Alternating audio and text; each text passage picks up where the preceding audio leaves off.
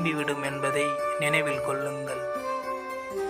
நீங்கள் உங்களை நம்பியவருக்கு துரோகம் செய்தால் நீங்கள் நம்பியவர் உங்களுக்கு துரோகம் செய்வார். யாராலும் தடுக்க முடியாது.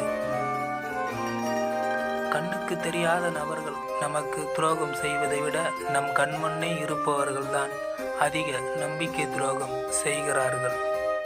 எவ்வளவு பெரிய துன்பங்கள் வந்தாலும் தாங்கிக் கொள்ளும் நம் மனது நம்பிக்கை துரோகத்தை மட்டும் தாங்கிக் கொள்வது கிடையாது. மன வலிமை மிக்க மனிதரும் சாய்ந்து போவார் நம்பிக்கை துரோகம் என்னும் ஆயுதத்தால். பேராசையால் சில மனங்கள் சில நேரங்களில் நம்பிக்கை துரோகம் செய்ய துணிகிறது.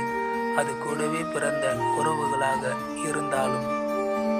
நேரடியாக பகைக்கும் உள்ளங்களை கூட உண்மையான மனிதர் என்று சொல்லலாம்.